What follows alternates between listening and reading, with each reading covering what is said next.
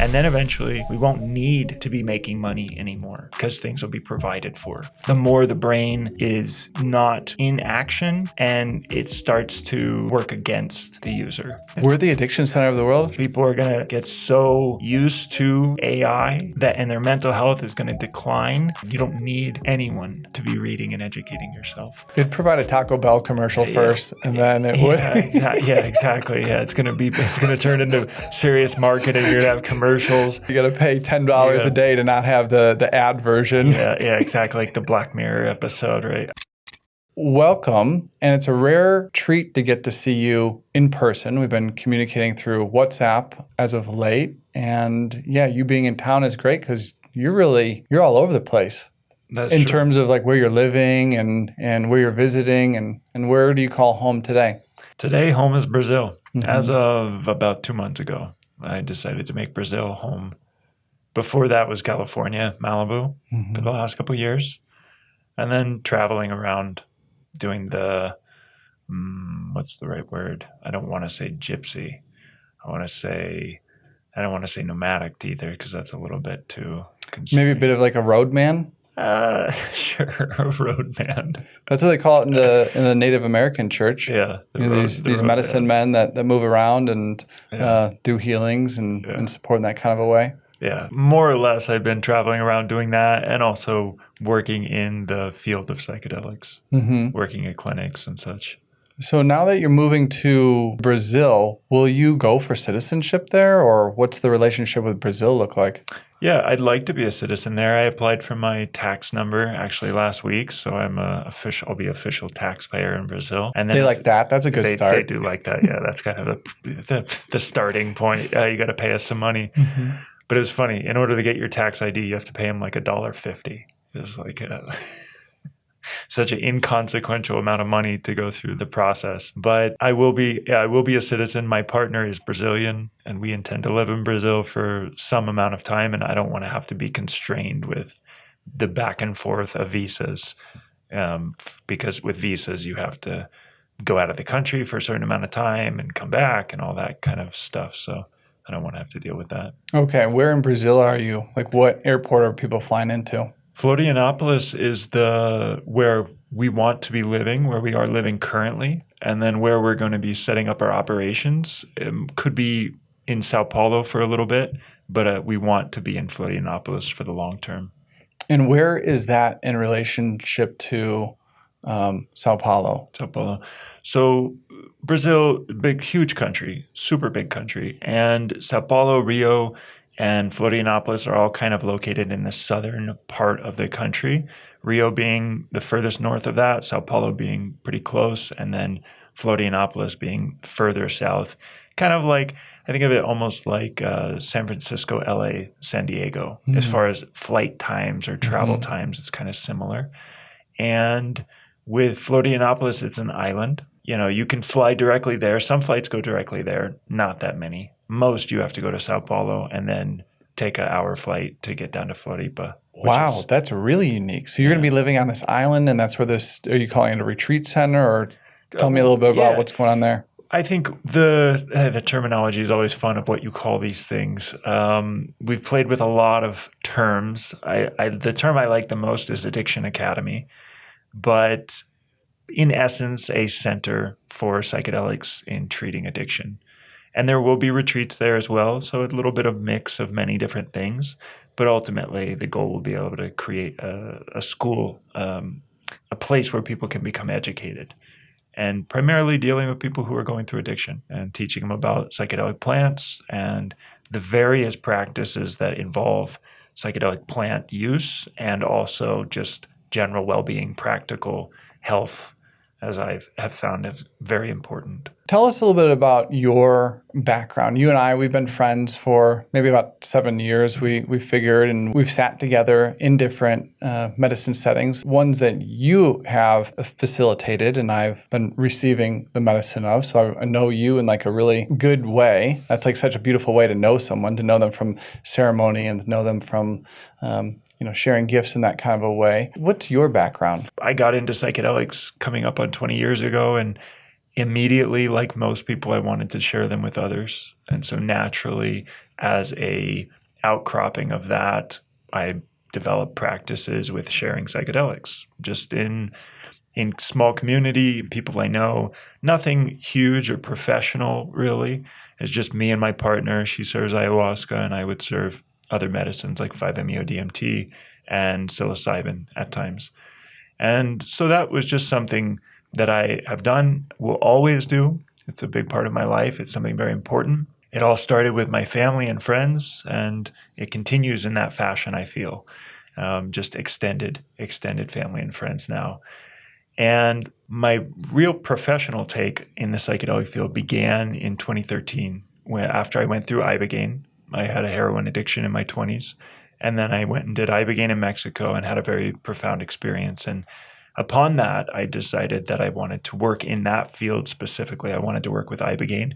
And I wanted to help other people have that same experience that I had, because it's indescribable what it feels like to go from the destitution of what it is to be an addiction to then post-Ibogaine. It's just night and day, and it feels so radically different and amazing that I just felt I have to provide this for people. It was the most powerful reversal or transformation that I had experienced, and still to this day, I can say that. And so I began to work at clinics, just doing sales and marketing, just talking to people on the phone, communicating. Ibogaine clinics? Ibogaine clinics, yeah. Helping them getting started. It was a lot of, this was now 12 years ago, so it wasn't as popular. There was a lot of places trying to get their feet under them, trying to start businesses. And I was just there doing what I could do, working with people, supporting people, and learning what it is to develop a business. I didn't have any experience in that. I wasn't one of those people that went to college and went to business school and learned all this stuff. While I was in college, I was traveling around for the first few years, finding the right place I wanted to live and what I wanted to study. And then when I got serious and decided I wanted to go into medicine, well, that's when I developed an addiction to opiates, and that took over. and I learned the nitty-gritty of what it is to experience those medicines and how they're being misused and how they're being applied in a lot of various ways for people in mental health. I don't think a lot of people recognize that most opiate users are actually treating their mental health. That's how they start. That's how we all start, right? We just don't know that it's such a dangerous, even though the news and everyone says you're going to get addicted, it's not something that comes into your mind when you first start. You're always thinking, that's never going to happen to me. Hey, I just wanted to jump in here and give a quick shout out to the sponsor of today's podcast, B Micro, the easiest way to sneak vegetables into any meal. Due to soil depletion, GMOs, and monocropping, Americans are not getting enough nutrients. So in 2018, I founded B Micro, the first freeze-dried microgreens company in the U.S. to help Americans get more concentrated natural nutrients into their diet. Microgreens are a phase in the plant's life when they're 14 days old and naturally the most concentrated in vitamins, minerals, nutrients, all the good things that we need. Our microgreens are grown here in the U.S. in soil and a greenhouse. They're certified USDA organic and regenerative organic. We grow, wash, and freeze dry them to extend their 1-week shelf life to over 1 year, allowing us to ship anywhere in the US without the worry of spoilage. We have 2 flavors, broccoli, backed by over 2,000 studies on sulforaphane and its powerful detox benefits, and a blend of red cabbage, radish, and broccoli, the most potent detox formula we've tested, offering you the most bang for your buck. Easily sneak these microgreens in any meal. Eggs, smoothies, pizza, pasta, even your kids' mac and cheese, you can't even taste it. Use code STEVE15 to save at bmicro.farm. And so thus was my experience. And the experience I had with school was, as I was progressing into potentially going to medical school and transferring to UCLA and thinking that that was going to be my career, my escalation in psychedelics, but also especially my escalation in addiction continued to the point where school faded into the background and the addiction took over. And so when I overcame the addiction, I was like, well, this has been my school. My schooling the last 3 years, yeah, I was in Los Angeles and going to these schools, but ultimately my focus and attention was on understanding addiction by living it. And so after I began, I just thought, wow, I have this amazing information. I have this personal experience that very few people in the world have. I have to share this. I have to educate. I have to go out there and provide this for people. And so I just started doing that. And it was literally like putting up a website and answering phone calls and figuring it out and taking people down to Mexico and getting them treated at different clinics with different providers until businesses started to form and we started to create something a little bit more stable. But it's a unique, I'll say this, that working in an industry that is technically illegal in the country that you come from, and we have to go out of the country and do medical tourism and bring people there, not easy businesses to run, not easy task to create models that would work. And especially over a decade ago, it just wasn't nearly as popular. Now, I think there's going to be a lot more people getting into ibogaine. Even this year, there's probably going to be multiples more people that are going to be interested in getting into the business because of what's happening in the states and regulation. And if people are looking to get into ibogaine, they're inspired by this or other teachings, what's maybe a good first step? Do it. Just sit with it, do it, experience it. I've never sat with it. I have such reverence for all of these plants. I have a nervousness before sitting with psilocybin, ayahuasca, name it, just out of the deep respect for them. But ibogaine, the way that I've heard others speak about it, and would love to hear you explain maybe more of like the history of it and its strength and people's experiences. You sit with ayahuasca and you could have a really good time. My understanding is you could sit with ibogaine and it can be really, really hard, and maybe that's how it is most of the time. Yeah, that is correct. I think, and for a long time too. Yeah, for a long time, yeah, it's grueling. And I think there's a lot of people. If you do your research, you read a little bit, you recognize that ibogaine is this different animal when it comes to psychedelics, both in length of experience and also in the intensity of the difficulty is much more challenging. So, to the first question, anyone who's interested in this, of course, you've probably already read, you've probably already looked into ibogaine or psychedelics. Whether it's ibogaine or psychedelics, I always tell people the first step is you got to just try it. You got to try it and maybe try it in multiple situations. Ibogaine, that's probably unlikely. Most people don't want to do ibogaine a lot of times. But if someone wanted to drink ayahuasca or wanted to get into ayahuasca, I'd say go drink ayahuasca with a bunch of different people. Go understand what practices are out there. See what you're called to, because it's not just ayahuasca. That's like saying, oh, I want to be a doctor. Well, what kind of doctor do you want to be, right?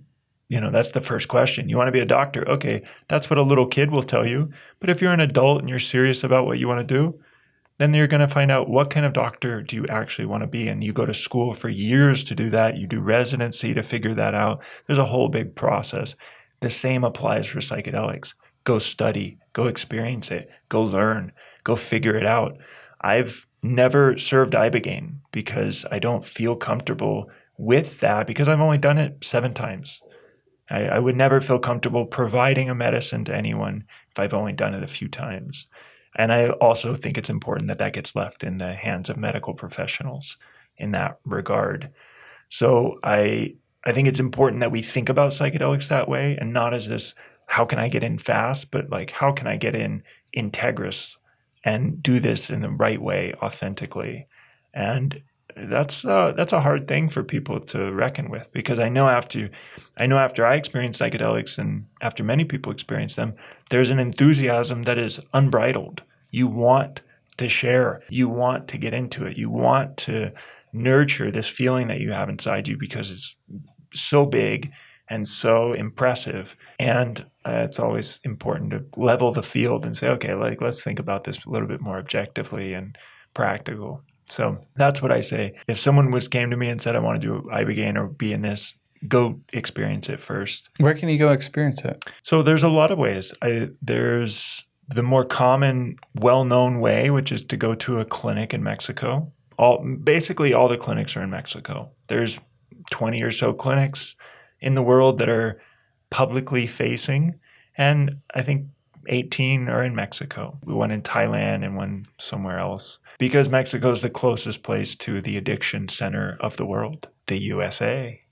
We're the addiction center of the world? 100%. And what's the addiction? It's the opioids? Opioids, alcohol, antidepressants. Addiction is so rampant in the U.S. and it's such a huge problem that it's on no one even compares. No other countries even compare on scale to what's going on in the U.S. And can you speak to that? Why is the U.S. so far ahead in that way? And it's funny. Or so far behind. Thinking about it, yeah. It's a great question. I think a lot of it has to do with the system of how we all grow up and how we live, right? In the U.S., there's a very strong abstinence policy around drug use in the U.S., as well as alcohol use, as well as the U.S. is a very religious country, or has been in the past. So there's an abstinence policy on other things as well. Abstinence is a big policy. Don't do this. I grew up in DARE. When I was a kid, there was DARE classes. Same. Yeah, don't do drugs, all that kind of stuff. Everything's heroin. Be scared of everything. Exactly. It's all going to kill you. Exactly. So the U.S. operates in this very abstinence, fear-based, don't do this, you're going to die kind of approach, which is not a good model for young people when they're wanting to experiment. And then the other problem is that we don't have there's no systems in place for teaching people about mind-altering substances. There's none. The only thing that I know that exists would be AA, which says don't do them, right? In school, they're not telling you about the effects of LSD. They're not inviting people who have done LSD or psilocybin to come talk to you. They don't view it as something that is important. It's just not seen as important. Do you think it's almost like they're trying to hide it from us purposely, like that, because it is so mind-opening, perspective-shifting, that they want us to all kind of stay lockstep in a certain kind of a way? That's what school was to me. School did not really resonate with me. It was, the story is like it's preparing the next generation for factory work. Yeah.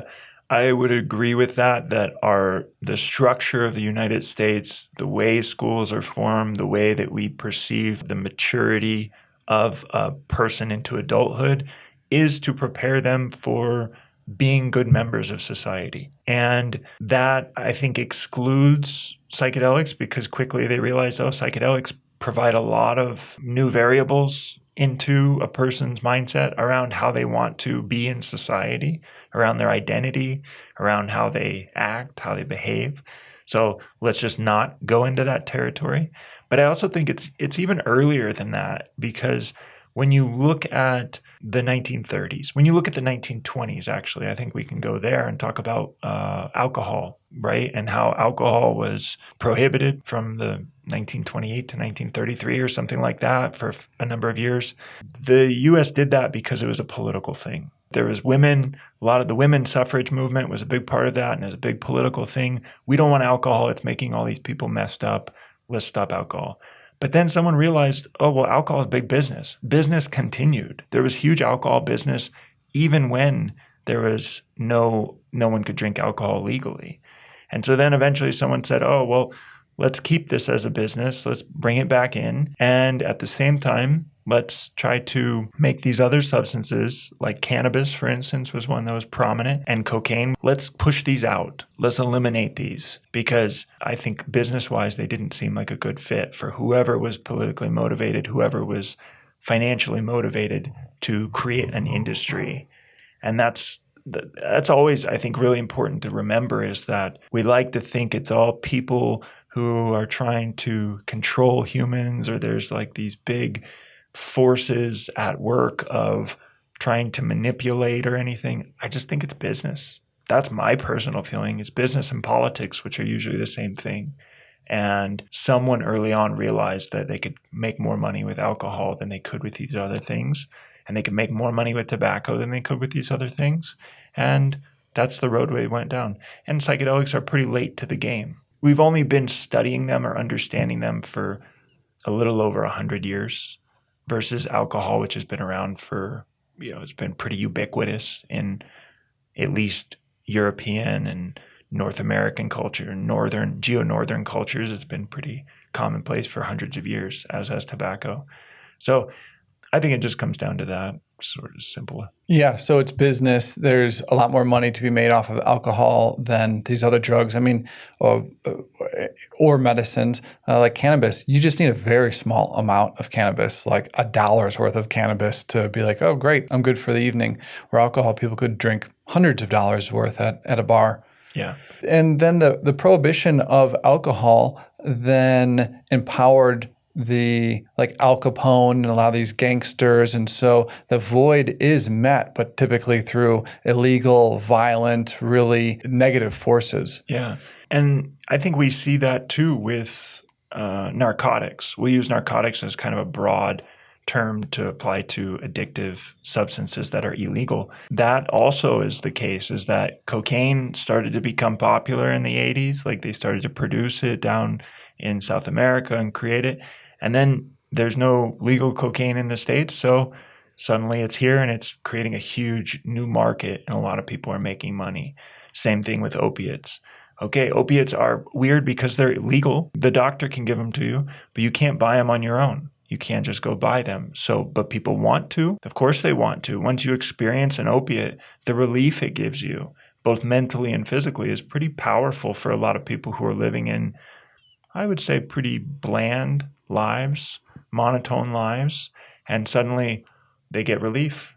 They get relief just like when they drink alcohol, just like when they smoke cannabis. But maybe the opiate feel is better. I know for me it felt better. I enjoyed it more. I felt less taken away from my normal cognitive abilities than when I drank alcohol or smoked cannabis. So, but there's no education. You can't buy amounts that would be safe, and also it's very addictive. Yeah, I've always been scared to try an opioid just because I'm like, fuck, I'm gonna get addicted. I mean, some of the strongest minded people I know of, like Brett Favre, who's a NFL football player, quarterback for the Packers, never missed a game. Like for, I don't know how many years he played, 20 years, something crazy, never missed a game.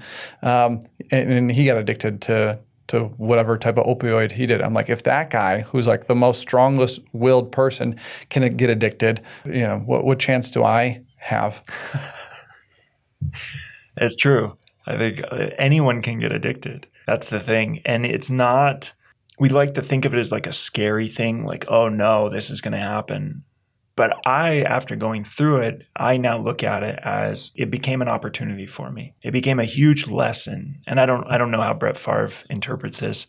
I do know how 12-Step interprets this, which is addiction's a bad thing. We need to view it as a bad thing and we need to avoid it at all costs. I don't believe that's the case. I believe addiction can be fraught with a lot of suffering. But if we know that someone has a tendency to want to use a substance over and over, despite the detriment that it's causing to their lives, then something about their life is off. And we need to look deeply into what about their life is so dysfunctional that this other dysfunctional state is actually better, is more positive for them as an individual interpersonally. And I think that prompts us to start to ask the question, why is our society so drawn to addiction? Well, it's because we're all living in a way that, I like to talk about this. I grew up in the 80s.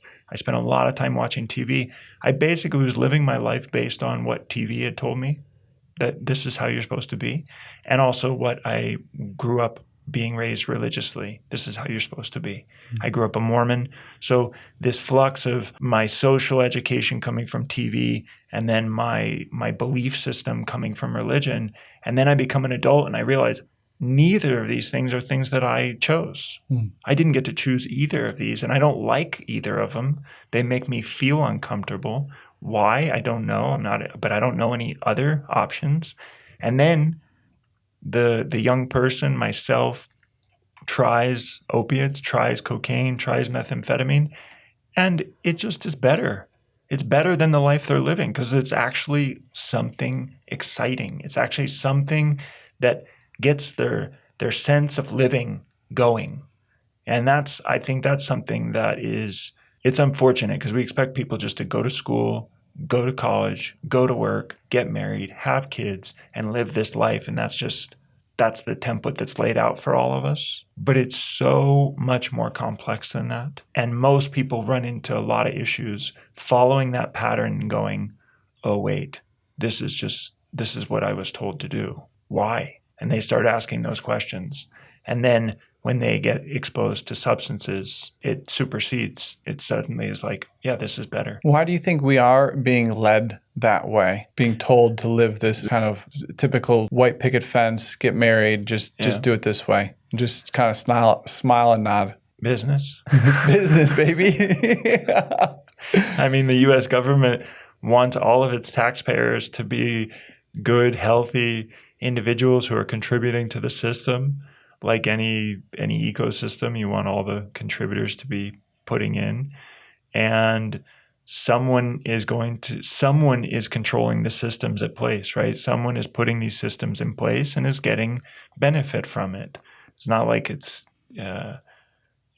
not motivated by people. And so someone's motivating these things from business perspective, and it's causing, there's a lot of talk around capitalism and consumerism and individualism, these big amorphous terms, which are something that as Americans we understand and connect to, but other countries don't. They don't do it the same way. And so why did America choose to follow that path and do it that way and try to take people through that line? I think it was probably a lot of smart people going, wow, this really works for a lot of people. If we train people on how to be good workers and we train people on how to give back to society, that will be their main focus, and they'll be wanting to do that collaboratively, and they'll buy into our system. And a lot of people like it. And why is this system in place? Because most people are pretty comfortable with it. That's the truth, right? It wouldn't be that way if people didn't say like, oh yeah, I like this. People like to watch their Netflix, and they like to go to the grocery store and buy the nice things, and they like to have a 9 to 5. And these things all work for people pretty well. And so when you diverge from that, well, then you're entering a territory where it can be chaotic. And drugs force that to happen. Some entrepreneurs or some just people who are outliers, want to step outside of that, do it and create new business models and new systems. But ultimately, it works. The system works for most people. And so that's why it's there. When you said that the government wants us to be healthy, that surprised me, because my conspiracy is the government is captured by corporations, and these corporations are profiting off of sick people. That the most profitable thing in the world is a sick child. I think specifically a child with cancer, and those are on the rise. So how does a government that wants us to be healthy allow all these terrible foods and these emergency medicines that have been shown to be really detrimental to a lot of people? I think it's business. And I think to your point, the government is here to protect us in many ways, protect our borders and wars and that kind of thing, but then also keep these corporations in check so that they can't take advantage of us or put poison into our water, our air, our food.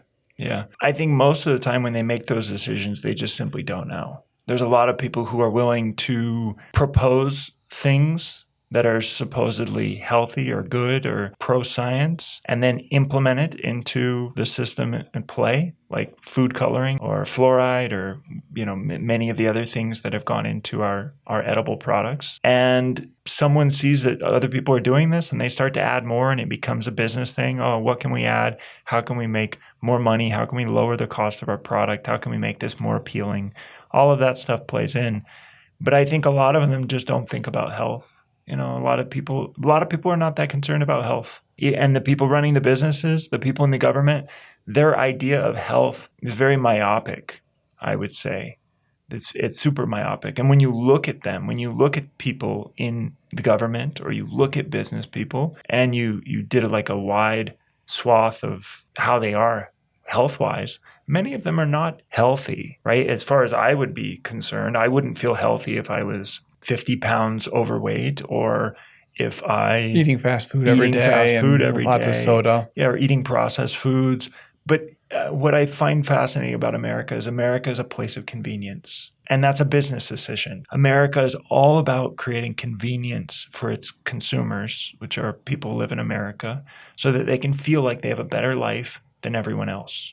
Because the idea that if something is more convenient, then it is better than something that is less convenient, even if it has many things that are harmful and not good for us. So, for instance, going to McDonald's, great example.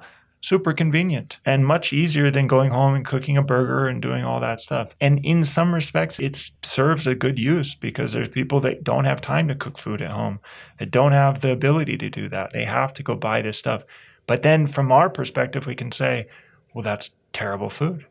Obviously, it's full of stuff that you don't need, and it's not very healthy. Very short-sighted to very eat short-sighted, yeah. But again, it fills the void for people. It satiates the hunger, and that's essentially what we're doing. Is just like satiating people so they feel good, and we're satiating, whether it's opiates or whether it's McDonald's or whether it's Starbucks or anything. It's the same impulse within each of us to say, oh, okay, well, this satisfies my yearning, my craving. And again, I just think it's business, people in business. Yeah, so you don't think that there's some nefarious cabal that are trying to guide and make humans into sheep and make us all unhealthy and weak and dumb and just No, I don't think so, because I would say, one, from the people that I've met that have money, whether it's millionaires or billionaires, they're just as dumb as the rest of people. They're not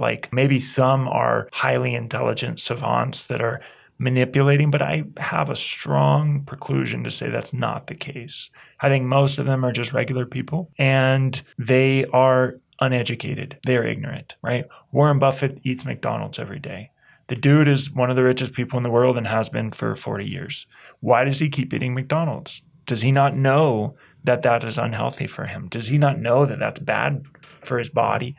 But the dude's 98 years old. So who's telling who what's unhealthy and what's not? So it's a very complicated question to be asking that I try not to get into turning people into bad guys and say that, oh, there's these bad guys at top that are trying to do this. Because if I do that, then I leave this open space for a lot of good and bad actors and this good versus evil and this battle that's happening. I honestly think it's just ignorance. I think it's just a mass amount of ignorance and a lot of ignorant people that are in positions of power making decisions, like whether to put red food dye in whatever or anything else in that regard. And they don't care about educating themselves because health is not that important as money. Money is more important than health in our country by far. I mean, that's from a very simple, when you look at how children are raised, right? And how we send kids off to school because it's good for them to go to school so they can go to college to make more money. Is it healthier to send children to school where they don't have any parental guidance? There's just teachers. They're separated from family. I don't know. I don't think so. It's not how we've done it for a long time. And I don't think it's that healthy, but we do it because it is leading us to this aim where we turn people into, they get the ability to create more money. And we worry about that. We need to make money. We need to make money. And so we're all living in a scarcity world where there's not enough money. I think that's going to change pretty soon. But we live in that world now, and that's why that's the focus. That's just that. Why do you think that's going to change soon? I believe that with the advent of robotics and the intelligence that we have that's being created through machines, that a lot of work is not going to be necessary, which reduce labor costs, which reduce a lot of costs across the board. And things like Bitcoin is a really good representation where you see something going from zero fractions of a penny to $100,000 or maybe even $1 million at some point. It basically is taking us to this place where money becomes inconsequential, where you don't need money to buy the basic necessities. And things like universal basic income, all of these things are going to come into place at some point. We see it starting to happen. It's not like it's not going to happen. It's going to happen.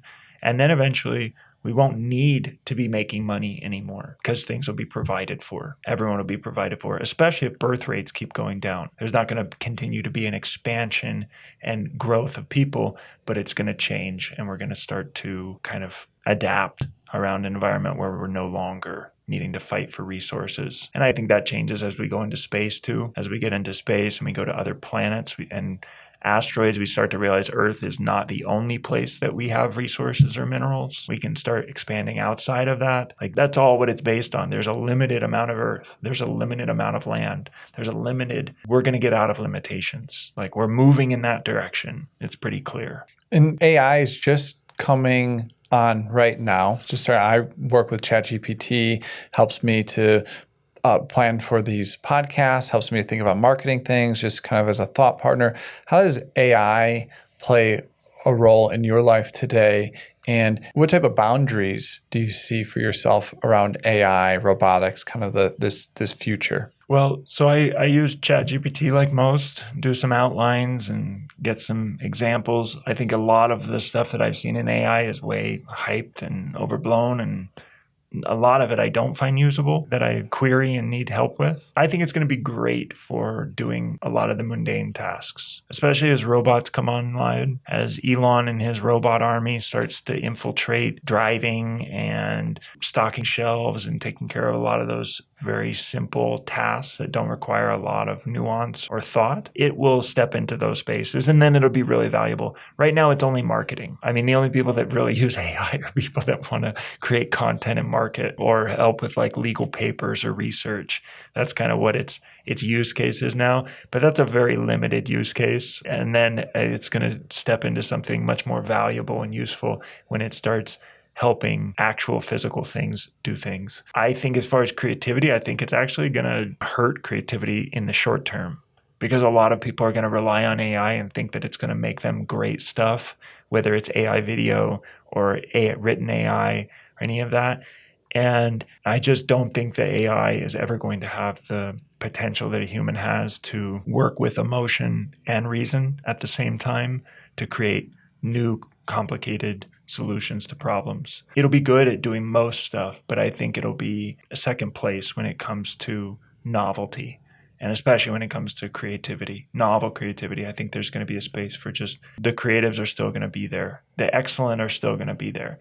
AI is going to decentralize a lot of work and a lot of what people do. There's going to be no real striation in who does what. It's just going to be all done by AI. And then there will be a lot of the basic stuff will be handled, and then specifics will still be done by humans. So you bring up Elon and his robot army of cars and humanoid robots. What about his other company, Neuralink, and placing, computer in your brain, the way I understand it, and having that computer connected into AI and having this like layer of AI inside of our body, in our brain. Is that a line for you, or how do you think about that? I think it's going to be good for people in regards if they have disabilities, if they have things going on that make it so it's difficult for them to perform some of these tasks. But for like the average human being, like myself, to have an AI implanted into my brain, it would be helpful for search, be helpful for looking for things, for finding information.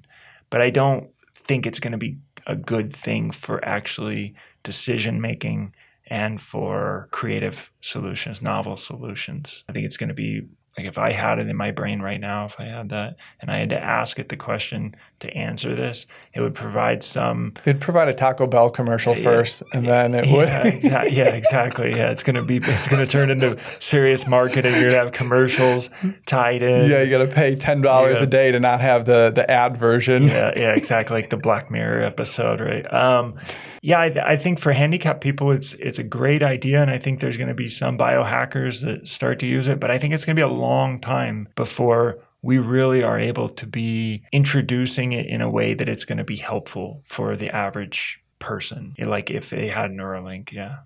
The slippery slope that I see with AI within my life today, I think it first started with the GPS and over-relying on the GPS in my car to where I'm like, I'm not even thinking about where I'm driving.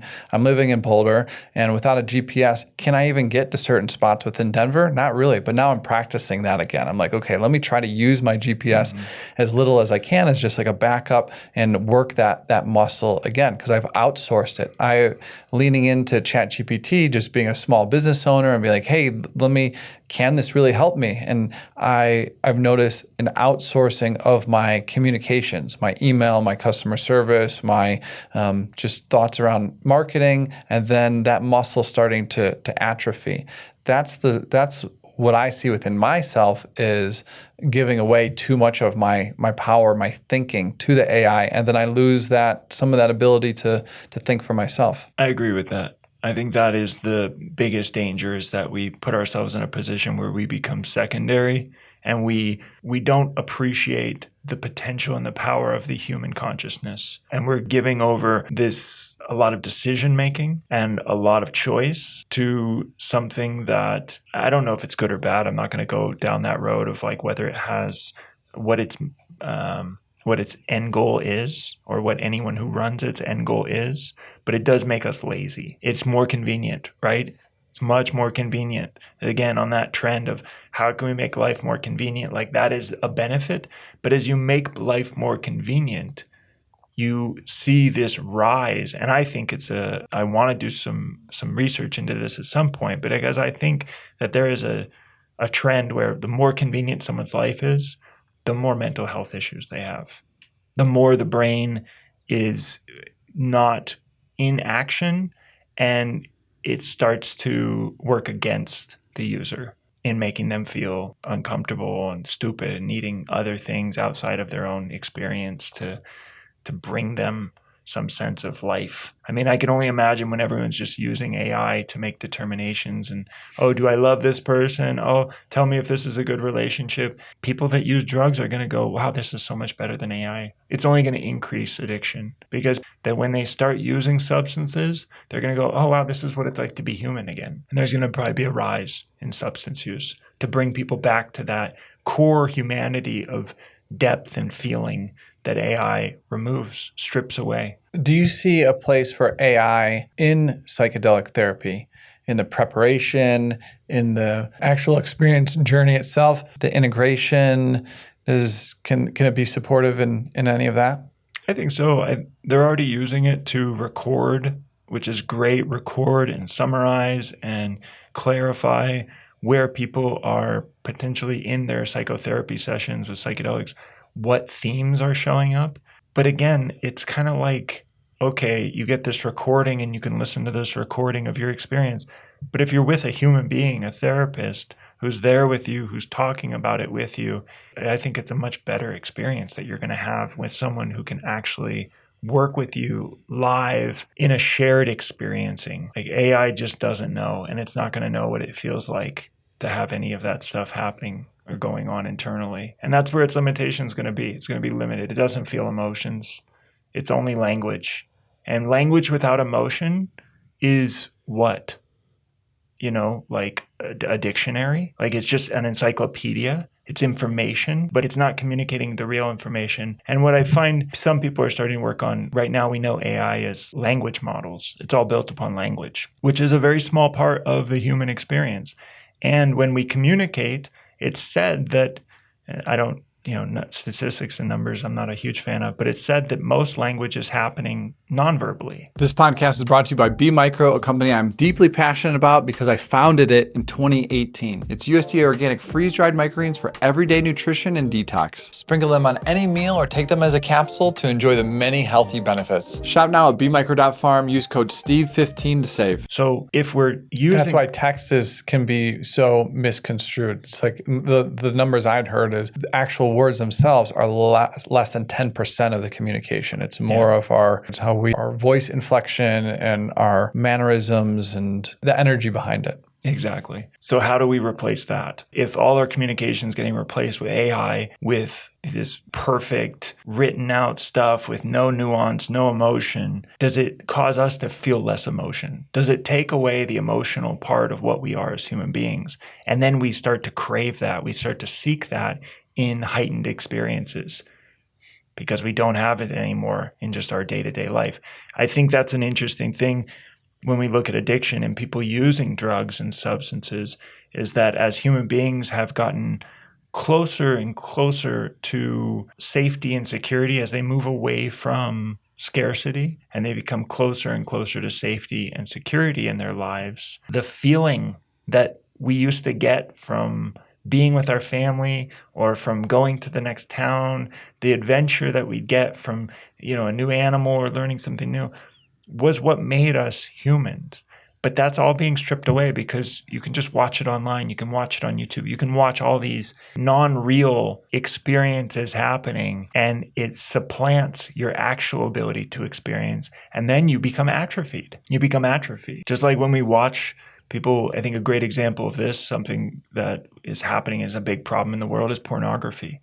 Right? Pornography is widespread. It's happening everywhere, and it dominates people's lives. And when they get addicted or they start using it regularly, their ability to connect emotionally through love is atrophied. It goes away. Porn is basically AI for sex.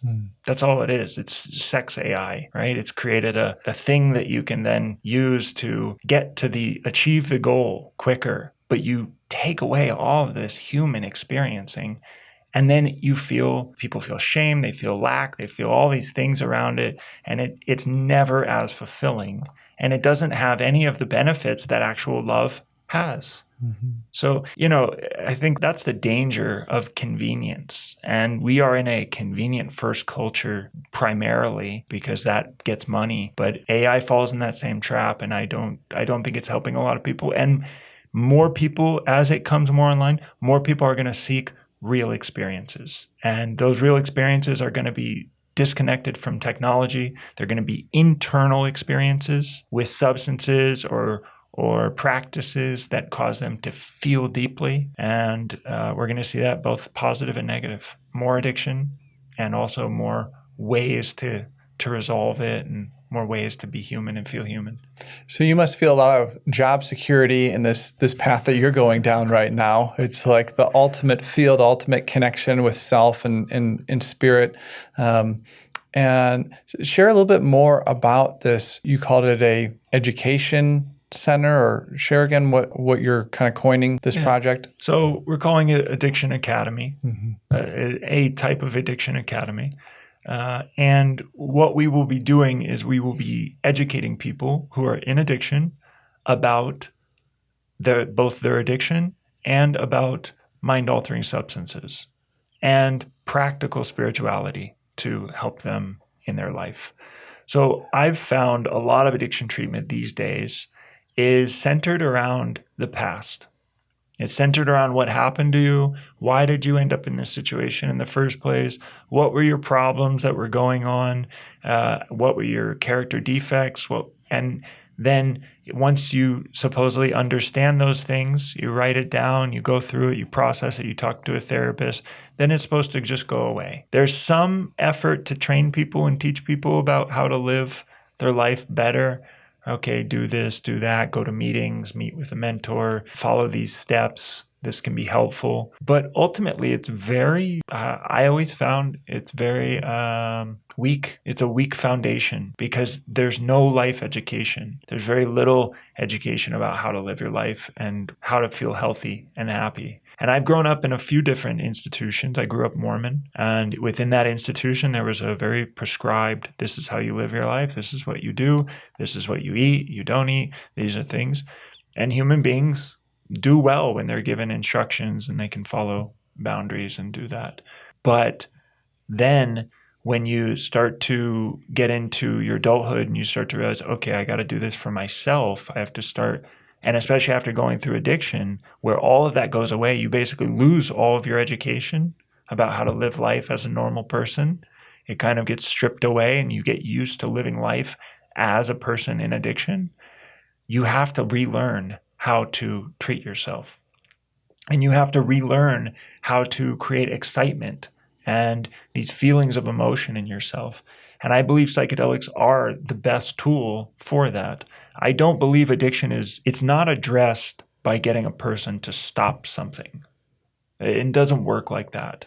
Whether it's an addiction to a behavior or a substance or anything, all of us in our lives know that anytime we have stopped trying to do something that we were habitually doing, if we didn't replace it with something else, we usually end up doing it again. It's never a situation where, you're drinking coffee and you say, okay, I'm not going to drink coffee anymore. And you just stop drinking everything at that time. There's no coffee, no tea, nothing, and you just go abstinent.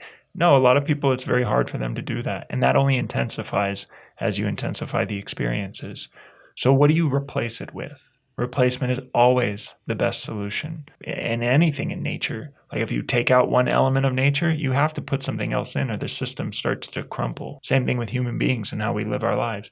If you take one ritual out, you need to put a new ritual in. You need to replace. And most people are not taught anything about rituals. They're not taught anything about their drug use being a ritualized health care experience. So they don't know what to replace it with. They're just told you have to take it away. So many people need to be taught that psychedelics are here to replace that feeling that you have of disconnection and to have a positive experience with a substance, with a plant, with an extract that allows you to grow and learn and is not addictive. That's fundamental. We have to replace that. We have to replace people that want to use heroin to teaching them that you can use psilocybin, or you can use ayahuasca, or you can use 5-MeO-DMT, or you can use any of these things to achieve a similar end of experiencing some relief from the human condition, some sense of godliness, some sense of divine, some sense of okayness, and then come out of it and not want to do it again. And so that is a fundamental piece that I think needs to shift.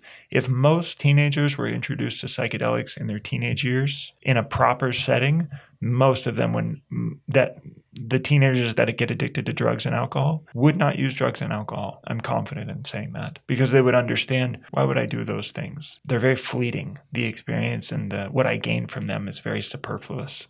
So that's like a key element that no one is teaching anyone about. And that's my feeling, that it needs to be forefront, that anyone who's going into addiction needs to know that, no, you can do psychedelics as an alternative. You can actually go do mushrooms every day. Go see what happens, right? Like, you're not going to want to do it every day. You might do it a couple of days in a row and you're going to get tired of it and say, I don't want to do this. I'm going to chill. Same thing applies for pretty much any psychedelic, maybe not ketamine. Ketamine kind of falls into an addictive trap as well. But that's important. Replacement is super important in educating people and teaching people how they can replace and how they can develop communities where they're teaching other people about this and starting to branch this idea out. The other thing I think people need to learn is that their trauma does not define them. In addiction, the whole game is about saying I'm an addict. It's about living in the past and saying this thing happened to me, and because it happened to me, I'm this way forever. And that is not true, and it is a complete lie. And I believe that we need to get people out of that idea. It's good to recognize what happened to you as your life as a thing that brought you to where you are, but it's not that important to focus on it if you're talking about where you want to go. Once you've established, okay, it happened, I'm here, then you can really just recognize that, oh, I'm here now, and I get a choice in this moment to choose what's going to happen in front of me. And I can look at what happened to me in the past as actually something beneficial that brought me to this moment, rather than something that was tragic or a mistake or a problem that happened or a disease that came over me, as addiction is seen today. It actually is an evolution of the self to realize that the world and what's going on and how you're living your life needs to change. And then people need to get taught. Don't eat fast food. Don't eat processed food. Eat microgreens. Grow microgreens. Take care of plants. Don't live in small little places. Don't work jobs you don't want to work just because you're supposed to. Get educated. Educate yourself. Educate yourself more and continue to educate yourself. I think that's a key. Most people, as I've seen, they stop education when they get out of school. That's when education ends for the majority of people, because they get into work and then they're working and they have families and they watch TV and education is just out the door. But if people realize that they need to continue to educate themselves and continue to learn, and they know that other people are doing that, they're going to be much more successful. So that's why I like to look at it as an academy rather than treatment or rather than we're coming in to fix a problem. No, we're coming in to look at this problem as an opportunity to then train you into new ways of being and living your life, right? Exercising. This seriously, getting into exercise in a serious way. And not just going to the gym, but teaching people about alternative exercises, yoga, Pilates, things like that. Teaching people also spirituality, not religion in one condensed form, but in the wide range of what spirituality is. So people can understand that, okay, they live their life the way they do, other people live their life the way they do, but ultimately spirituality is a personal decision that we're all making, and that everyone can be autonomous in that they can make their own choice and they can choose how they want to live. So these things are all things that I had to learn as I came out of Mormonism, and I came out of addiction, and I came out of all the trials and difficulty that I experienced in my life. I came to the realization that, wow, I just was so uneducated. I was so ignorant of so many things. And I still find that I'm majority ignorance exists in my mind because there's just so much in the world. But at least now I don't have the attitude that I know. I know that I'm ignorant. I accept that I'm ignorant. And that's one of the key steps of 12-step and of addiction treatment, is to acknowledge that you don't have the answers, you don't know what to do. But again, it's not focused on anything about life. It's just focused on addiction and like, well, why you got this addiction. But if people actually understood that, oh, there's way more. Stop watching reality TV, people. Stop watching reality TV. Stop looking at social media. It's just commercials. You're just looking at commercials of your friends and then other people's commercials, right? It's not anything real. It's just commercial content over and over and over. We need to break these cycles and help people understand what they're doing to themselves. So that's where my goal is around education. Is focus on education. I think we're going to treat people with Ibogaine, and we're going to treat people with ayahuasca, and we're going to help them to experience some very profound things. But the most profound part of what we're going to do is to take them through an educational curriculum that is very intensive in person there, but then long-term is something that can always continue. It's evergreen. They can always be doing it, and developing a community around that so that people recognize that addiction, all of us that have gone through addiction, we have an opportunity to change ourselves and show the rest of the world to change. Because most people don't have addictions, right? Most people live a normal life. They work a 9-to-5 job. They do all their stuff. The people in addiction are the canary in the coal mine. They are showing us clearly that this life path that all of us are living is very uneducated. We're very uneducated on who's motivated, why we do what we do, and we're very uneducated on the options. And our society is crumbling because of it. Crumbling is maybe a strong word. Our society is having a lot of issues because of it. And it's systemic.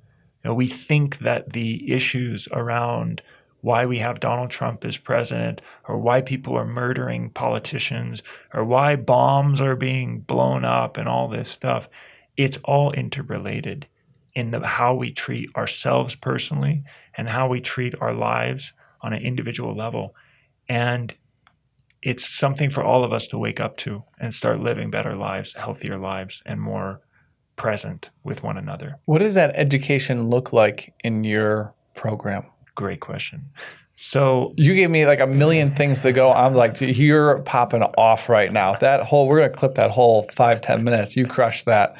But then I was like, the education, I'm really happy to hear that. The most important thing is exercise. I'm a simple guy. I am simple. I try to keep it simple, and I try to make it simple for other people. And there's no 12 steps. There's no all these things that you got to do. First off, if you want to be healthy, start exercising every day. Like, that's number one. And what's that look like for you? For me, usually I like to stretch a lot and do yoga. So I do that for usually an hour or so a day. Just solo? Do you watch a YouTube video? Do you go to a class? I usually do solo, but I would love to have a teacher, instructor, go to class. But I travel around a lot, so it's hard to keep up with that. But I have my own routine that I've done for many years, for about a decade, that I just keep doing. But also getting some sweating in. A lot of, not everyone wants to do yoga. I think it's good also to lift weights. So I lift weights as well, do some calisthenics. Just getting your body moving and sweating is important. What kind of weights are you doing? Dumbbells, kettlebells? Yeah, I do dumbbells, some dumbbell stuff. I ride the bike. I do backwards walking, running, and then I'll just get on some machines. I haven't got into it seriously. I've just started getting back into my exercise seriously. But I think on a basic level, I tell people for many years, my exercise has just been walking and hiking. I go walking for a hike for an hour and a half a day. And that is really all you need, to be honest with you, in the long term. And I try to think in the long term, when I'm 100 years old, what can I continue doing? I can keep doing that. So if you can't make it to the gym, if you can't sweat, you go out and you walk. And you don't walk and listen to audiobooks or anything. You just walk and you let yourself walk. That's like priority. If you're not exercising every day, some way, shape, or form, you're missing out on a huge, decades to your life. Of healthy, fun, enjoyable life. Yeah, exactly. That's like critical. And that's going to be a big part of our program is stretching, easy exercise and hard exercise so that everyone can feel like they can do something no matter where they're at in their life or what's going on. They can do this. They can have a daily practice of exercise. Because when you get an addiction, that's one of the first things that goes away. You stop exercising. I was a big exerciser. I have been most of my life. Athleticism is something I've appreciated. And I worked out a lot, and then I got addicted to opiates. And at the beginning, I worked out, but then it slowly faded because it was just I didn't have the motivation anymore. So I think it was an easy sign for me to say, okay, this is one that has to be there. This is a direct counter to addiction is exercise. And I've detoxed myself. Years ago, I detoxed myself just from exercise. So I think exercise is the first key. The second key is education, is reading and studying. So, when I talk about education, I mean picking something in your life that is important to you, that you want to understand and be better at, and diving into it. Like I said, most people quit educating themselves when they get out of school or get out of college. I saw some statistic that says in the US, like the average person doesn't even read one book a day or one book a year, something crazy like that. That is a travesty. And I think what's happening too, it's funny. There are many people that quote unquote read by listening to audiobooks. It's not reading. Sorry. It doesn't constitute reading. You are consuming information, but you are not doing it in the way that you do with reading, which is very unique. It's a very unique thing. When you read something, you have to formulate it in your mind, the experience of it. You have to create it as a concept abstractly from the words. It's different than listening or watching. So I'm a huge fan of reading and study. And that's something that at our program we will do intensely. We will spend hours a day just studying. And whether a person wants to study religion and spirituality, whether they want to study business, whether they want to study some career-oriented professional pursuit, or whether they want to study something just random, or whatever it is, could just be studying reading or writing, right? Reading books that are enjoyable to just learn to read again. That's a study. You have to learn to read, Reading doesn't just come natural. You have to practice it until you become good at it. So that's like a super important element that if everyone read daily, they'd be healthier, guaranteed. For how long? I say 30 minutes. But even if you get in 1 minute, if you can just open a book, and I tell people this all the time, reading is about, like any habit, it's about consistency. So if you can just open a book and read one letter, one page, one word, that's a win for that day. And you check mark for the day and you keep going. And you just do it every day until it becomes the most commonplace thing. Like you can't do it without, you have to read before you go to sleep, or you have to read before you get out and go do stuff in your day. I think it's an interesting thing of concentration and focus, like meditation does for people, that is very helpful and something that you can do independently of anyone. You don't need anyone to be reading and educating yourself. Will there be some core books in your curriculum that you'll have stock and offering? Yeah, definitely. There's a long library of resources to read, and I think it'll be open to people that want to just explore on their own. Some of the books that I find very helpful for me, are things like The Four Agreements. Super, super valuable, practical, just What's the hardest agreement for you? The hardest agreement, I think it's probably the hardest agreement for everyone, but not caring what people think. So not taking things personally? Yeah, not taking things personally. So the 4 agreements, not taking things personally, don't make assumptions, always try your best, and be impeccable with your word. Truth, yeah. Mm-hmm. Yeah. I think it's the hardest one is don't take things personally. For me, for sure. Yeah. Why do you think that is? Because we're social animals. We're social. I mean, it's what makes us so powerful as human beings, as a species, as we interrelate socially. We can communicate meaning, social. And when we're born and raised, we care a lot about what our parents think. We care a lot about what our family thinks because our survival and our identity survival plays into that. And we hold a lot in our identity. It's important to every one of us, whether we like it or not. And so it's hard when that is getting disrupted or torn down, and when we care about what other people think of us. Another book I really like, The Courage to be Disliked, is a fantastic way of looking at how we react to other people and how they treat us. And realizing that we can change. We can change in the moment. We can take action. So that's a great one. Siddhartha is a great one. Bhagavad Gita, amazing. The Bible, great lessons there. There's a lot of books on the list. Mm-hmm. But I think philosophy is great. I think it's important for people to read philosophy and feel comfortable reading about ideas. And just knowing. I think just knowing that you're educating yourself every day is something in and of itself. I think Warren Buffett talks about that too, where he says, best thing you can do is learn something every day. He's not the only one that said that. Many people have said that. But learn something every day. And I'm going to add a qualifier there. Learn something that's not on social media or the internet every day. Learn outside of those influences, something that's more tangible or real that's happening is very important. How important do you think learning or improving your intuition is? Super important. Mm-hmm. I think intuition is fascinating, though, because as I think about that just in the moment, there's 2 ways that happens. We learn about other people's experiences through reading, digesting information from others, and we also learn about ourselves. We truly begin to understand who we are and what our intuition is. It's hard to separate intuition from thoughts that maybe are being directed by other belief systems or something like that. Or ego, right? How do you differentiate those 2 things? So you have to do some very serious deep dives into who you are and understanding who you are. I think that's the 3rd component of what I like to teach people, is that you have to look inward, whether that's through meditation or with psychedelics or breath work or some other practice.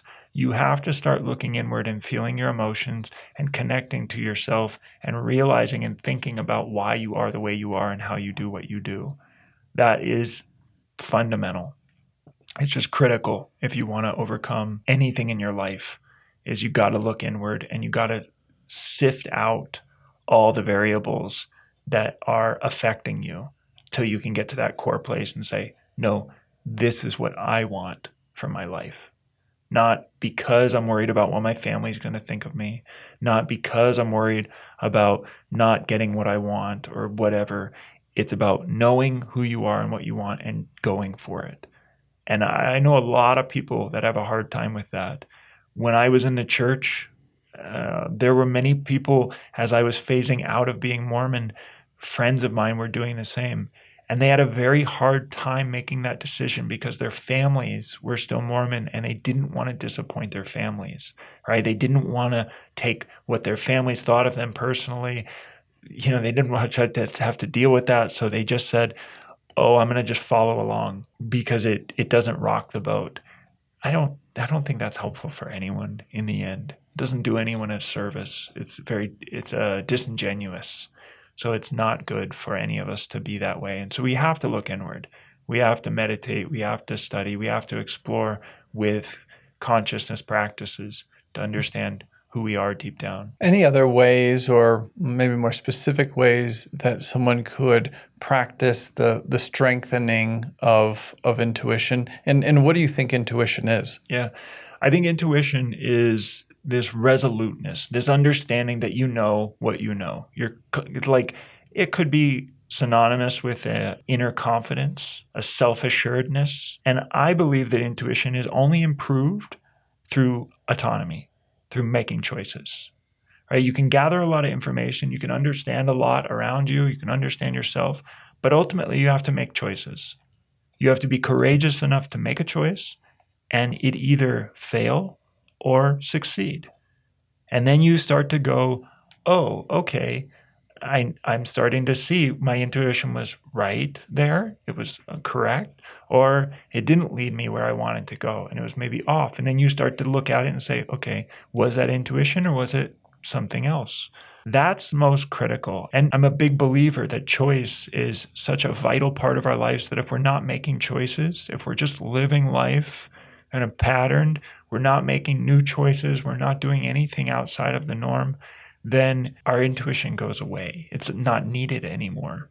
Intuition is a tool. It's a skill that we have inside us, and it has to be practiced and sharpened. So if you have an intuition that this woman is supposed to be your girlfriend, you act on it, right? And maybe it doesn't work out. I know for me, it didn't work out most times. And I had to learn, oh, okay, what was happening there? Was that intuition or was that physical desire, right? What was that something that was social? Was I being affected by what I thought other people would think of me, that I need to interact with this person in this way? Taking action. Business is the same. Intuition in business, you make choices and you make mistakes and then you get better at them. You ask any seasoned entrepreneur and they're probably going to tell you the exact same thing. How do you get good at making decisions? You make a lot of decisions and you fail. You make a lot of errors and mistakes until you get to starting to make them right more, right? So not being scared to make decisions, no matter what other people think of you or no matter what the outcome is how you increase your intuition. Is there a prayerful element to intuition? Can intuition be more spirit or like God-led? I think so. I definitely think so. But I also think that can be a very slippery slope where you can place the decision making or the choice on an external figure. Say if it's God or something outside of myself that's guiding me or telling me. People do this with psychedelics too. They get revelations when they're in a psychedelic experience and they think that the psychedelic is communicating to them, or aliens or God or something else is communicating this stuff to them. And that thus, because it must be true. This can be quite tricky. And I think ultimately that intuition is like I said, it's a skill for me rather than just something that is inherent in all of us, that it's like a good thing that if we're using it, great. If we're not using it, we're not doing great. I rather think that there's a lot of people who confuse intuition with many other things, and it can be synonymous, in fact, with a lot of different rationale as to why we make decisions. So I don't want to get caught up in like the words of what it means. But I think ultimately when someone trusts their intuition, and when we say that, when we communicate that, it means that I felt like the emotions, right? It comes back to emotions. I felt that I was supposed to do this the right way, and I acted on it and it turned out well. But I think feeling is what it comes down to rather than a rational thing. And that's if through prayer or meditation or any sort of means you're able to feel deeply and called to a certain path, then I think that's intuition. The outcome is much less dependent. And I think it's important that in the world we live, there's so much emphasis on the mind, on the practicality, on materialism, on making decisions with reason, that if we can follow our heart, we can act from intuition, act from emotion, then yes, we will be better off, even maybe not practically better off, but we will be better off as a person because we will feel that we're in control of our lives more so. In a society that's so cerebral, so in our heads thinking, and so disconnected, I should say, from me, in the past, disconnected from my heart, from my body, what are some practices for people to move from the head into the heart so that they can be getting that clear, clean intuition that's guiding them? Yeah, I think the other element, so in what I like to work with, as I said, I'm simple, so I keep it on four basic things, which are exercise, meditation, study, and then the last part is nature. And I think nature and the natural world is the best way for us to connect to our heart and to get out of the reasoning mind. I had to learn this a lot, and I'm continually learning this because I tend to lean on my thoughts more so than anything else. But I am a passionate person, and I can be very emotionally driven with how I live. But I learned from my partner, Tatiana, who spends many weeks, sometimes months in the jungle with no phone, by herself, taking care of herself. This element of the human experience is lost in today's world. I know people go camping, right? They take their grills and they go camping and they watch their Netflix from their tents and whatever. We've turned this nature experience into something that's like a very Toys R Us-like experience of camping. I think it's important that we go experience nature in its raw forms and its elements. And for extended periods of time. For extended periods of time, yeah. And this could be things like, could be hiking, surfing, right, on a regular basis, going out in nature and being active in nature and participating. Or it could be where we go spend periods of time where we're removing ourselves from the modern world, the digital world, and we're just isolated in nature and we're sitting still and we're not having to do anything. This is the best antidote to the mind, is to do nothing, right? To be bored, to do nothing, and to be in nature. But it's one of the hardest things to do. And thus, it gives us a really clear indicator that, oh yeah, this must be important. If it's so hard to just sit and do nothing in a hammock for a few hours, that's problematic. And why is it? Is it because we find it boring? We don't want to be alone with our own thoughts. We are addicted to this constant entertainment from our phones? For sure, all of the above. All of the above. For myself, yeah, I'm definitely addicted to activity, to doing things, to solving a puzzle or a problem. It's not easy for me just to sit and not do anything because I feel that there's so much that wants to be done by me. And I feel I've trained myself into being used to always going, waking up, always going, and almost a point of pride for me. Yeah, I think for a lot of people, it's like, oh, I have these routines. I have my schedule. I'm doing this all the time. I'm maximizing my time. I'm listening to these things while I'm doing this. It's like all this super heightened. I need to be this great person if I'm going to be successful, or what's going to happen in the world.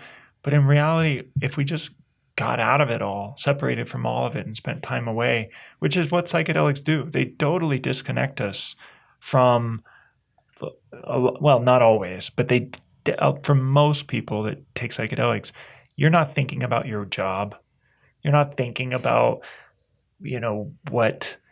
how you're going to succeed or how you're going to move forward in your life or how you're going to meet this person. There's a lot more personal thought, deep interpersonal thought about how you are that happens. And that same thing happens just by sitting in nature.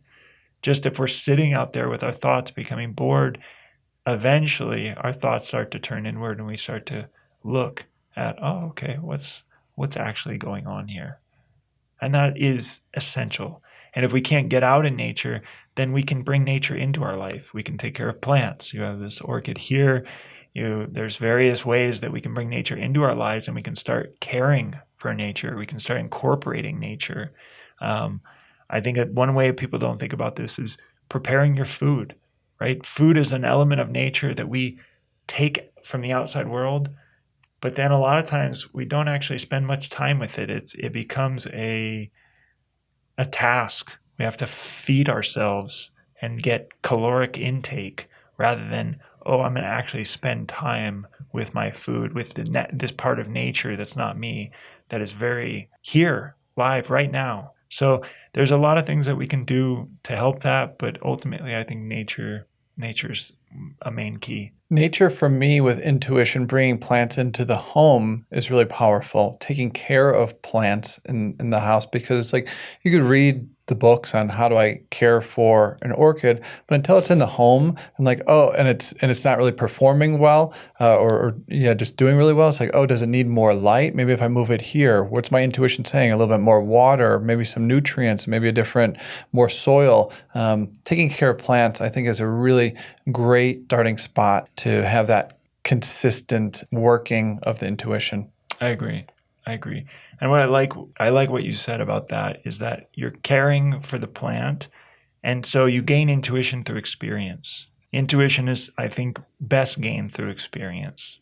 And so, if you can bring in nature experiences, it's going to help you as a person become more centered and connect to that intuition. You shared in the psychedelic journeys, people experience what they're saying is the voice of God, or like the plant spirit, or aliens. What is that? And how much can we take stock in what is being shared?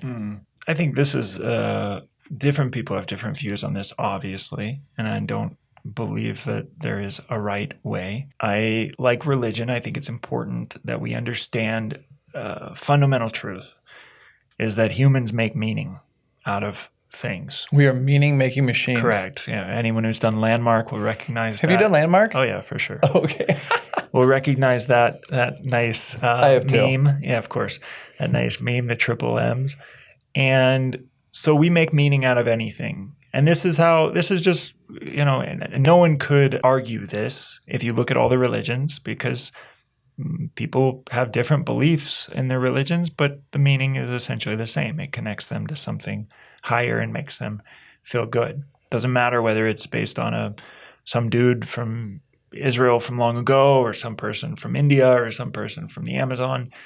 It's the same essence that's happening inside of us, which is people are applying meaning to something external that's giving them a sense of validation or security in their experience of life. So I think that's the most important piece, is if we realize inside of us is this magic, this potent thing that we can make meaning out of anything, is really important. If we understand that as just a first principle, okay, humans make meaning, great. Then we have an experience and we get information, we understand something, and we make meaning out of that. It could be aliens. Our meaning could be important because we believe aliens are extraterrestrial and it makes us feel more connected to the universe. Could be God that we apply the meaning to, and suddenly that makes us feel more whole because we're connected to God. I personally believe we have within us all things, that inside of us is the infinite, is the nature of God, right?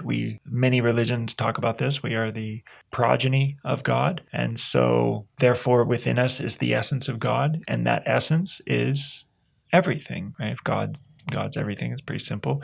It's everything. So we have all those things inside of us.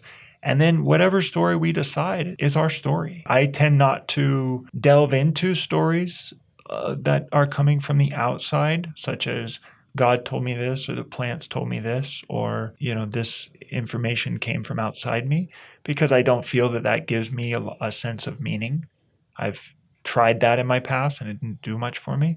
So now I feel that the meaning for me is by understanding, oh, wow, these things are all inside of me, good and bad, and I get to choose the narrative that I want to believe here, that I want to apply. And I can also hold it lightly. I can also hold it because I know it's coming from internal and there's infinite possibilities. I can hold it where I'm not constrained by it. I can make meaning out of it, but I'm not tied to it. Whereas if we make meaning out of something that God tells us and then it doesn't end up being true, well, what does that mean? Then it's a whole, we start to unravel this ball of yarn, and it gets a little bit complex. So I'm a fan of anyone finding meaning that works for them. That's my take on it, is if someone believes that the plants or God or the aliens told them something and it provides their story more credibility to themselves to go out into the world and be better people, then that story is true for them ultimately. Is it absolute truth? Doesn't matter. I'm not even sure if such a thing exists because it's only happening inside the person's head. So that's the tricky part, is when people start to receive information from God and that information starts to be applied into the real world and starts to interact with our shared reality, but it's not a shared reality for someone else. For instance, God told me I'm supposed to marry this person, but that person doesn't want to marry you. Well, how do you deal with that? That it doesn't work for me to do that, but if it works for other people, awesome. If it's God who's telling you stuff, great. I've fallen into that trap a few times myself, sitting with these medicines and thinking that they're telling me, to marry this person or to go down this path or move here. Or I'm just like, whoa, okay, yeah, great. Thank you, God, for telling me what to do. Just tell me what to do. What do I do? That's really great. And then realizing that actually that's probably the plants or my ego just feeding me what I want to see. And it's not really... so that was a strong lesson for me, is sometimes these visions, the plants will just share with me what I want to see. Exactly. They're possibility engines. That's how I like to think of them. They express the possibilities that are within us. And those possibilities can seem foreign to us because we don't really know ourselves. But in reality, they're possibilities. And I know that there have been, even on the extreme, where people have had experiences where they've seen themselves committing heinous acts or things happening that are very unpleasant and induce a lot of suffering. They don't know how to incorporate that. Is it coming from the outside telling them to do these things? Is it coming from... But if you just break it down very simply and say, look, this is just a possibility that is being generated through your emotional state and through your mind to present a narrative, well, you can believe in the literal description of it, or you can look deeper and you can look at it symbolically. What is it telling you, right? If it's telling you this woman is supposed to be the woman you're with, well, is it actually literal telling you that? Or is it telling you you want to be with someone, right? You crave love, or, you crave this independence or something, whatever it's communicating. There's always deeper layers to look. And the same thing with religion too. We can look at spiritual texts as literal interpretations, which maybe they are, maybe they aren't, but we can also look at them as symbolic, which we all do. Not everyone views spiritual texts as literal, but everyone views them as symbolic because we all know about symbolism. We live in a world of symbols and meaning making. So we just have to kind of take a step back and not give all the credit outside ourselves, but then recognize that if it's coming from us, then our intuition gets to step forward and go, well, is this right? I'm going to pursue this. And then I get to learn, no, this isn't. This didn't work in the way I thought. Mm-hmm. And you start to get to learn more about yourself. Oh, what was I really seeking? Was it this person? Because I know other people, they pursue those paths, they get married or they quit their job or they do something drastic. And then they learn after the fact that it maybe wasn't the most smooth choice that they made. And maybe they even regret making the choice. But I think it's important if they realize that the choice was something that they made and not a path that was given to them, it works out a lot better. Mm-hmm. We have to get out of this place where we keep getting prescribed how we're supposed to live our life. And I know that my goal is to educate people and to prescribe a certain way of life to them, but I do my best to keep it as open and non-dogmatic as not physically, as possible in all senses of the term, so that individuals recognize that they're the ones steering the ship. They're the ones doing it. Mm-hmm. From beginning to end, they're the ones doing it. Who are these plants to us? Who is ayahuasca to the human? That's a very personal question, right? It's to some people who don't drink ayahuasca, it's a drug that is bad and nefarious and whatever. Some people, nothing, just some plants. Some of us who have drank or partaken of these experiences, it can be the essence of God. It can be the key to our own divinity, to opening us up to what we truly are. Yeah, it can be anything ultimately, but I think it's important that we define it. The best way that I like to define it is that they are us. I don't think of myself when I take ayahuasca as, oh, it's ayahuasca and me. They're not two separate things. Ayahuasca becomes me and I become it, and we have a shared experience. It's an experience of us happening. And I think that's the relationship that I want to have with everything in this world, not just ayahuasca, with you, with my car, with my neighbors, with the people who live across the world. I want to see them as myself, right? That's a lot of the emphasis from the spiritual traditions, is to stop seeing things as separate from yourself. And that's what the experiences induce upon us, right? They bring us into this state where we go, oh, wow, I'm not so separate. I'm connected to all these things. That is how I view it, is that they are us. They are part of this earth. We are not us. We are part of this earth. And it's not like there's a hierarchy. They have the same place in the earth, the system of the earth that we are in. So they're not really separate or anything different. What do you think of the personification of these plants, referring to ayahuasca as grandma? Mm-hmm. Personally, I'm not a huge fan. I don't do it myself. I think to personify these things is the same trap that we do with religion and we do with many things in our lives, which is to externalize it. And as soon as we externalize, it takes away our own accountability. And I don't find that to be so helpful in my life or in anyone's life, is to take away accountability. So I don't use those terms, but granted, many people do, and many people will use the feminine pronoun she, her commonly. I think these are just things used in speech most of the time. Speech is symbolic. So what does it really mean? A little hard to tease it down with the words. But if someone wants to use those terms, more power to them. I'm not here to correct anyone. I'm not here to tell anyone that their belief system, because it is a belief system, is wrong or in any way out of place. If someone feels that the medicine provides a feminine presence or a motherly energy, grandmotherly energy, great. If that's what allows you to feel more connected, that's super solid. The truth of it is, though, those terminologies and the way that most people who are going to listen to this understand ayahuasca is a very Americanized thing. It's a very geo-north adaptation to the plants in the jungle. Because in many traditions in the jungle, they represent a male, a female, different, same, two, both.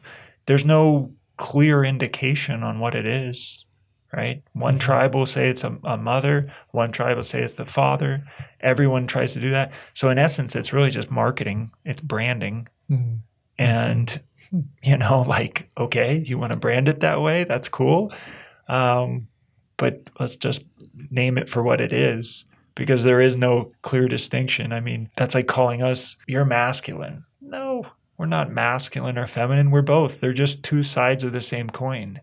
Right? As are the plants. They're mother and father. They're all of these things. And to call it a mother is only based on the fact that we feel that the energy is motherly, which is, again, our own conception of what a mother is supposed to be. Caring, comforting. Why can't a father be caring, comforting, support? Like, why do we have to create these delineations and labels? It helps a lot of people. That's all I can say. Just like religion. Religion helps people deal with this chaos of, I don't know, and it's all confusing and it's way beyond me to understand, and just reducing it down to something that is easier to follow and communicate. How would you describe your spiritual philosophy? My spiritual philosophy? It's pretty simple. We are all one thing, and our interrelatedness is spirituality. How we interact with one another, with this wall, the paint on the wall, the molecules in the air, all of it is a representation of spirit. I think spirituality is relational. That's how I feel about it. Spirituality, if we have good spirituality, usually that means we have a good relationship with ourselves, or we have a good relationship with others. ultimately, I think healthy spirituality is having a good relationship with the entire world that you're around. And what is good relationship? Present. Not in your head, but present. Looking at people, making contact with them, being present when you're dealing with anything outside of yourself, theoretically outside of yourself, and being present and attentive to whatever it is, whatever you're doing or engaging with. It's that simple. What do you think comes after our physical body dies? When we die, what's happening after? I don't know. I don't care. I know that's a big question. Tatiana and I talk about it quite a bit.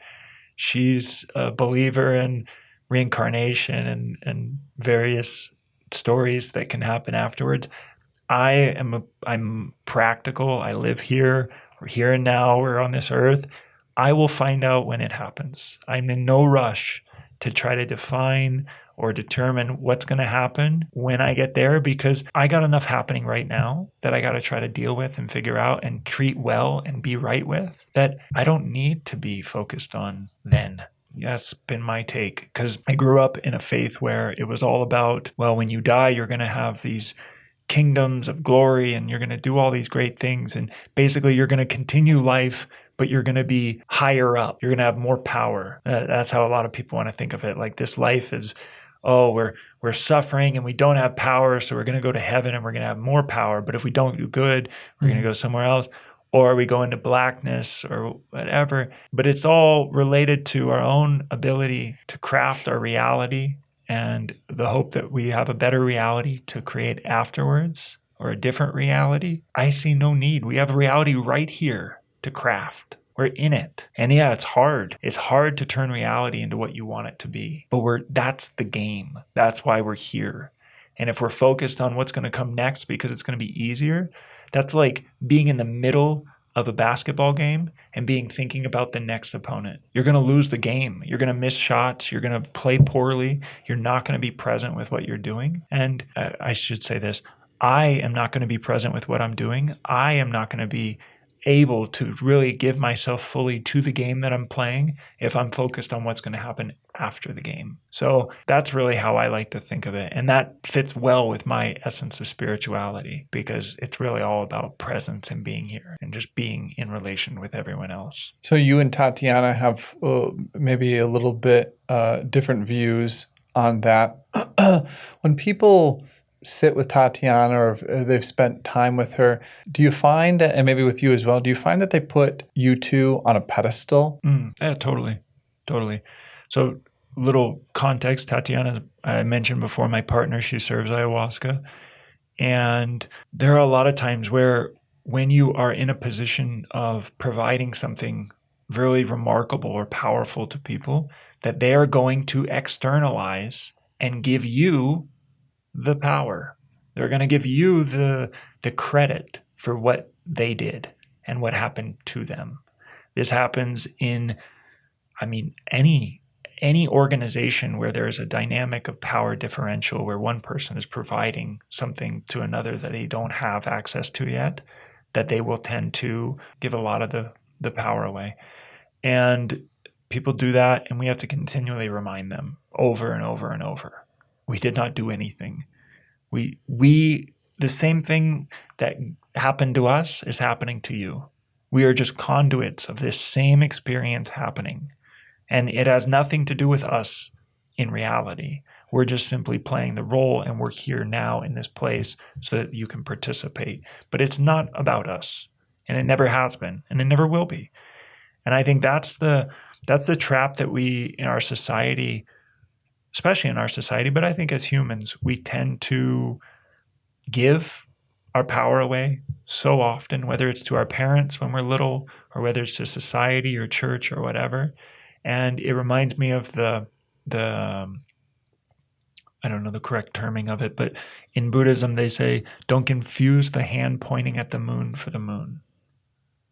Right? It's don't confuse the thing that's showing you this amazing thing, that's representing this amazing thing, as the thing itself, right? When someone drinks ayahuasca, they are experiencing God within. That has nothing to do with me, has nothing to do with Tatiana. But because we brought the liquid, they give that to us. If they would keep it with themselves and recognize that they're in there, but they're scared because, oh, if I do that, then ego is going to take over and I'm going to think that I'm ego and I did this all. So it's a little complicated.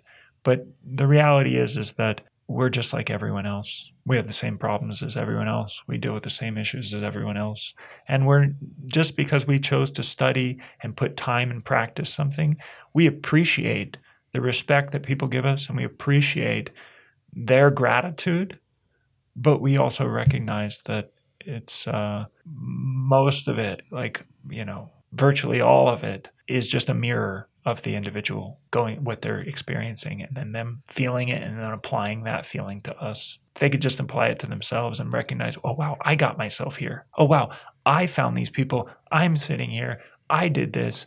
And now what else can I do? I think it's more empowering. Charles, I would like to offer you a gift as we wrap up here. This is some broccoli microgreens in powder form, and I know you're a fan of microgreens.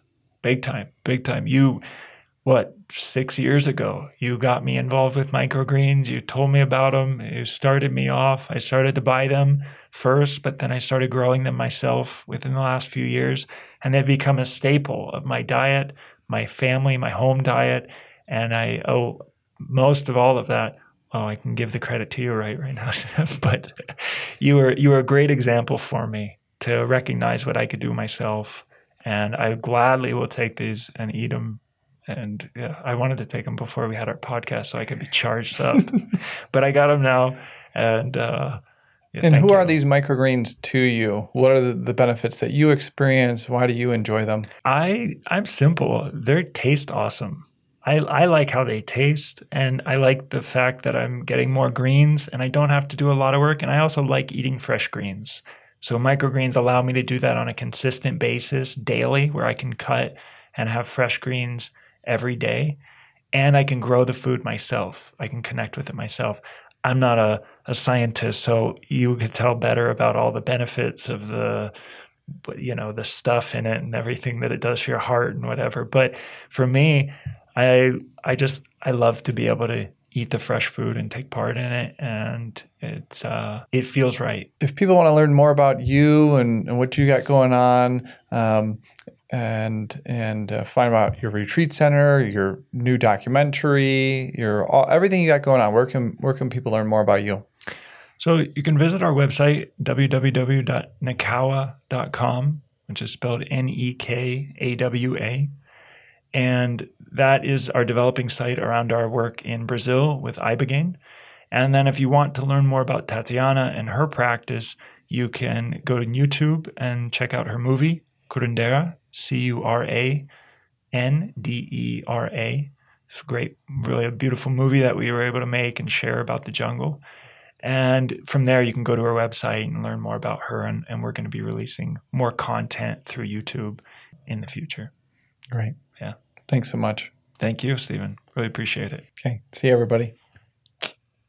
Hey, I just wanted to jump in here and give a quick shout out to the sponsor of today's podcast, B Micro, the easiest way to sneak vegetables into any meal. Due to soil depletion, GMOs, and monocropping, Americans are not getting enough nutrients. So in 2018, I founded B Micro, the first freeze-dried microgreens company in the US to help Americans get more concentrated natural nutrients into their diet. Microgreens are a phase in the plant's life when they're 14 days old and naturally the most concentrated in vitamins, minerals, nutrients, all the good things that we need. Our microgreens are grown here in the US in soil and a greenhouse. They're certified USDA organic and regenerative organic. We grow, wash, and freeze dry them to extend their 1 week shelf life to over 1 year, allowing us to ship anywhere in the US without the worry of spoilage. We have 2 flavors, broccoli, backed by over 2,000 studies on sulforaphane and its powerful detox benefits, and a blend of red cabbage, radish, and broccoli, the most potent detox formula we've tested, offering you the most bang for your buck. Easily sneak these microgreens in any meal. Eggs, smoothies, pizza, pasta, even your kids' mac and cheese, you can't even taste it. Use code STEVE15 to save at bmicro.farm.